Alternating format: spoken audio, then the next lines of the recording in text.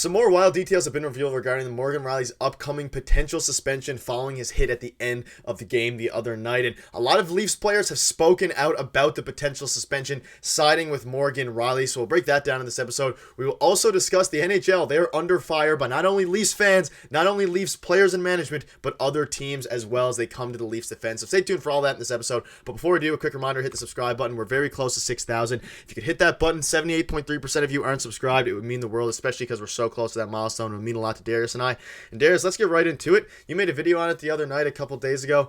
The hit, obviously, that is the big talk, not only of Leafs land and Leafs Nation, but the NHL in general. A lot of former NHL players started coming to the defense of Morgan Rielly. Now, as of literally 20 minutes ago, a lot of Leafs players have spoken out about it, including Sheldon Keefe. And let's just get into all of it. There's a lot to discuss. So it's kind of started with this from Andy Strickland. Sources tell me that you can anticipate the NHL, a DOPS, to offer up some stern discipline to Morgan Rielly following yesterday's report coming out that there's going to be an in-person hearing, meaning it can go over, I think, 5 or 6 games. So what's your initial thoughts to that? Seems like they're going to offer up some severe discipline to him, and then I'll get into what the players had to say and just your overall thoughts now after having digested this information for a couple days now. Yeah, what I said in the video I made Saturday night is based on the information we had at the time, right? And a lot's come out. And I mean, everyone's looking at the different camera angles and slow motion and all that stuff. And I still kind of feel the same about it. But in terms of the actual suspension, he's going to get suspended. I mean, it doesn't matter what you intend to do. He did hit the guy kind of in the head, right? So he's going to end up getting suspended. But I think the interesting thing here is he's a Toronto Maple Leaf. And let's not pretend like that's not a factor. They get a lot of media attention and all that stuff. And the fact that nothing's even been announced yet and it's Monday afternoon at this point is kind of weird, right? So obviously he's going to have the in-person hearing. That opens it up to, like you said, more than 5 or 6 games, which is a little concerning. But I think like if this was any other player on any other team, it is maybe 2 games that he's going to get. So, I think just because he's a Leaf and the whole history, I know we're going to get into it later about Department of Player Safety and stuff like that and the players speaking out. But, honestly, like this is maybe a 2-game suspension in my eyes. Yeah, and he's probably going to end up getting more than that because of the Leafs tax, some people are saying, whatever it is. But we don't know. We'll definitely, I think, maybe we'll find out tomorrow or after that. But I'm just popping up some screenshots here from Leafs Twitter, from just the general reaction, and especially from old NHL players. They've kind of been saying that maybe they're comparing a lot to other hits, and when you start to do that, it gets a little bit weird as to why they might be doing so much. But basically, you can see here some fans are saying this incoming Rielly news already sucks. Some discipline is fair. No one denies it. But making an example out of him is ridiculous based on past leagues' decisions. Very real chance between a fine and 2 games if it's a smaller market team and the incident didn't blow up online, which is exactly what you said. And that's the reality of the situation here. If this was a random Arizona Coyotes game or something that no one really cared about, no disrespect to them, and that hit happened, it'd probably be 2 games. But unfortunately, it's not going to be, well, we don't know. It could still be 2 games, but the fact they have an in-person hearing means it's probably more than that. Do you have any thoughts on that? Again, this is another screenshot. People are mad. Very, very mad. And it's because, according to the some reports here, the Dops are going to be putting down the hammer heavy here on Rielly.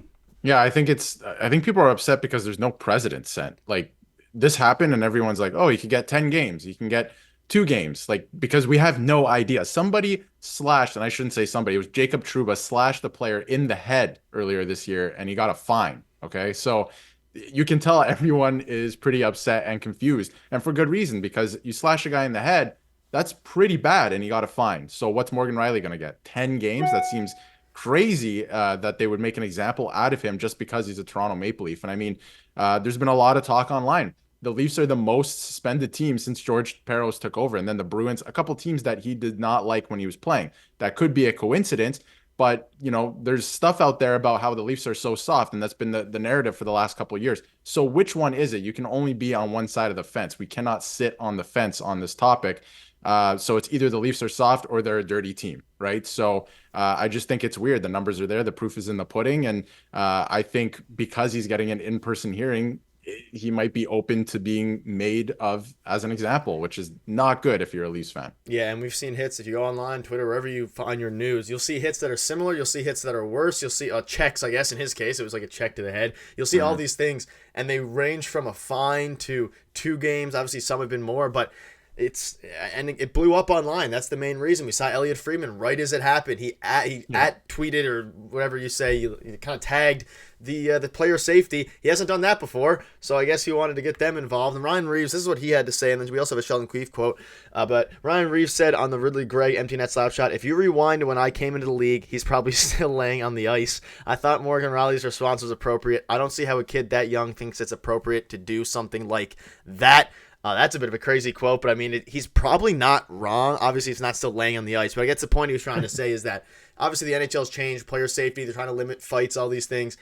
And Morgan Rielly, obviously, he hit him pretty hard. It was a bit of an embellishment, depending on what angle you look at it, but I mean, there was zero reason for him to slap shot it that hard. That being said, the Leafs should not have been in a position to let a horrible team in the Ottawa Senators get to that point, and that's the flip side of it there. But you had to address it in some way. Again, Rielly probably should have done it in a more smart way, especially with how important he is to the team. But now, in hindsight, there's a lot of things that could have happened, and there's no point even going hindsight. Sheldon Keefe says there's a history also of events that happen in Toronto and with the Leafs that get much more attention and much more hype that tend to lead to something such as this. To that end, not surprised, and this is something that really needs to be addressed regarding across the league, because the team shouldn't matter, or the amount of popularity. It's naturally going to happen, but the amount of eyes that see the incident, that shouldn't change the effect or the outcome of what the suspension is at all. But we're seeing that that's going to be the case with the in-person hearing news, and according to reports, my guess is probably 5 games, 6 games to set a precedent. Even though they could have done that with the Trouba slash, they could have done that with the other checks. There was another one, Dwayne Simmons, I think it was a while ago. I don't know. There's just a lot. There's no precedent here, and that's why NHL is under fire by everyone. Well, a lot of people besides Ottawa Senators fans. Yeah. And I mean, like you brought up the quotes and everything that happened on Saturday. I think what's getting lost in all of this is multiple things can be true at once, right?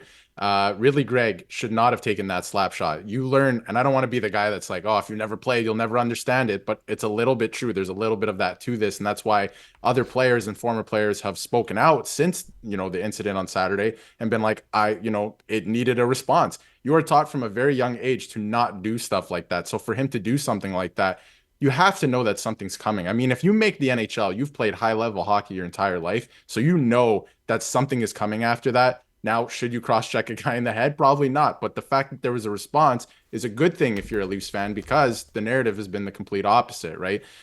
So it's just a complete confusing mess right now. Like you said, the popularity of a team or how many eyeballs are on a team should not dictate what the suspension is versus, a similar play. We just saw Brendan Gallagher for a headshot on the Montreal Canadiens get 5 games. So what is Morgan Rielly going to get for this, right? It was a blatant headshot with his elbow on the Gallagher side. So it's going to be very interesting to keep our eyes out for this. And like we talked about, the fact that they're taking their time. I mean, we've seen fines given out the same night before, even earlier this season. So I am very interested to see what's going to happen with this. Yeah, and as it happens, we'll definitely have you covered. Probably tomorrow we might get some more clarity. And quickly before we wrap up, let's just look at what the lines are looking like regarding an absent Morgan Rielly. Brody Liljegren, Benoit McCabe, and Giordano and Lagesson there.